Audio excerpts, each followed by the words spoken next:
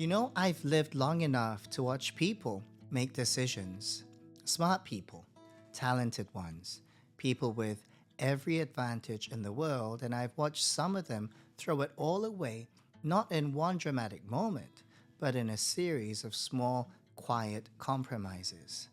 A little shortcut here, a small lie there, and they woke up and everything they had built was gone. And then I've watched other people who didn't have all the advantages. They faced a lot of hardship, and they just kept on doing the right thing day after day, even when nobody was watching, even when it cost them. And over time, their lives became something beautiful. Hi, my name is Pastor Elisha Cho. Welcome back to the channel. The difference wasn't talent. It wasn't good fortune either. It was a choice, a daily deliberate choice, sometimes painful, but it was good for them. There's always temptation to cut corners.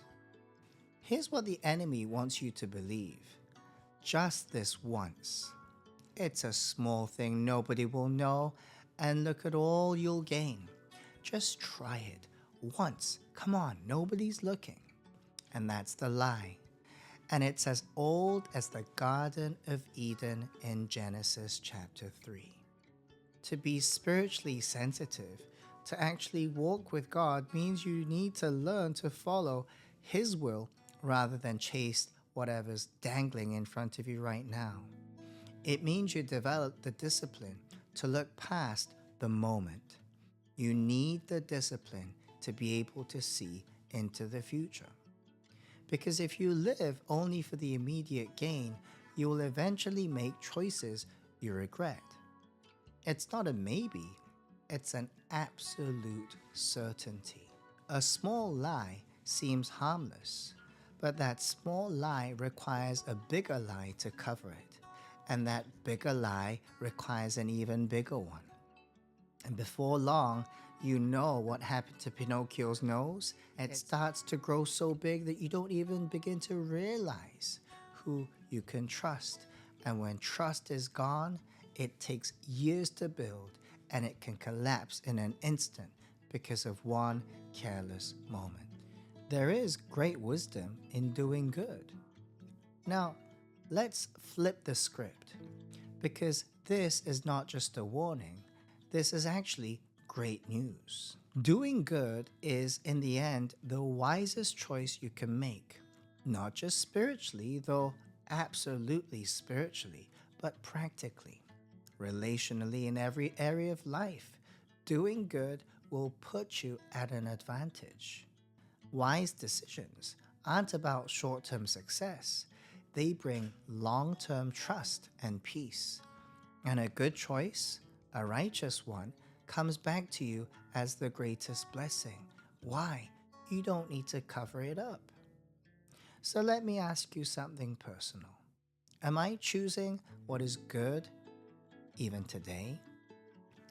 Not last year, not in theory, but today, in this moment, in this situation, am I choosing to do the will of God? Because that's where the battle is fought, not in some big dramatic moment, but in the ordinary decisions of an ordinary Tuesday.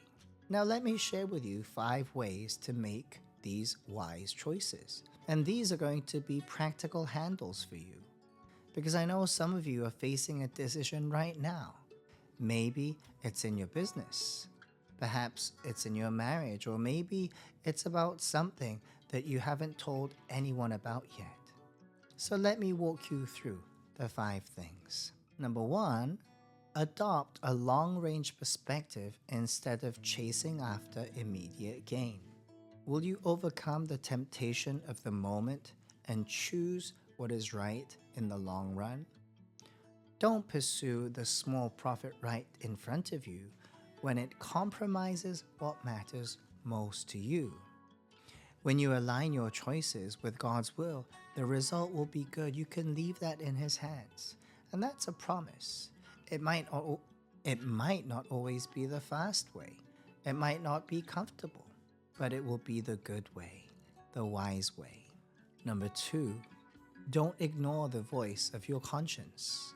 Your conscience is that quiet discomfort you feel when something isn't right. That's not nothing, by the way. That's God being gracious to you. A choice that pricks your conscience will eventually return as regret. So before you decide, ask yourself this question: can I stand before God with confidence with this decision? Pray one more time. Think it through one more time. And if your conscience is still troubled, you need to reconsider. Don't silence that voice. It's there for a reason. It is there for your good. God may be talking to you right now through your conscience. Number 3, choose what creates a good influence. You are not an island, and every choice you make sends ripples out into the lives of people around you. Your kids are watching, your co-workers are watching, your friends and neighbors are watching you. Do not make choices only for yourself. Choose what will bless others too. Think about them, consider them. See, good actions build greater trust and healthier relationships. And that's a legacy worth leaving. Number 4, choose what builds trust. Here's something the world has forgotten. Trust is a greater asset than success. You can be wildly successful and completely untrustworthy, and your success will be hollow and fragile. But when you build trust through faithfulness, through keeping your word, through integrity and doing what you said you'd do, it becomes a lifelong treasure. Make sure to keep even the smallest of promises and be consistent at it and become a reliable person, a person that people can count on, and build trust before you chase that success. And the success that comes will mean something. Number 5, pray and seek God's will. This is the one we tend to skip because we're in a hurry, but it's the one that really matters the most. Seeking God's wisdom is always safer than relying on human judgment, including your own. When you bring a decision to God in prayer, you gain something no strategy can give you. You gain clarity. Yes, and clarity is what makes that choice. And clarity is what will lead you to the right choices. So make it a rule for yourself. Before any important decision, seek God's will in prayer. Don't just ask what you think, ask what God desires of you. He sees the whole picture, remember? You only see a part of it. Ask the one who knows from eternity to eternity.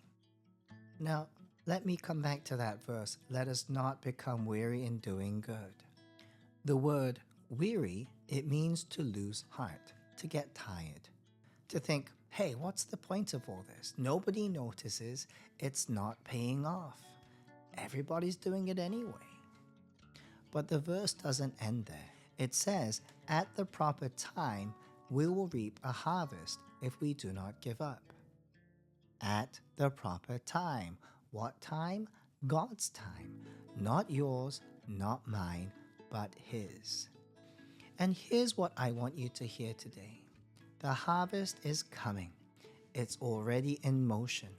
Every right choice you've made, every time you told the truth when a lie would have been easier, every time you kept your word when breaking it would have been advantageous and more convenient for you.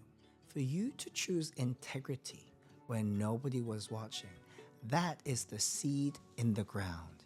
And in due time, God will make it grow and you will definitely see a harvest. That seed of truth will build into trustworthiness. Don't give up on doing good. God's peace and blessing come when you choose the right path. If you want to live with fewer regrets, and I think all of us do, then commit to this one habit. Choose what is good. Choose what is good today, tomorrow, in the big moments, and in the small moments, and even in the medium moments. Choose what is good.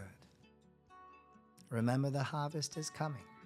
If you found this content helpful, please make sure to like and subscribe and share with a friend, and continue to do the will of God.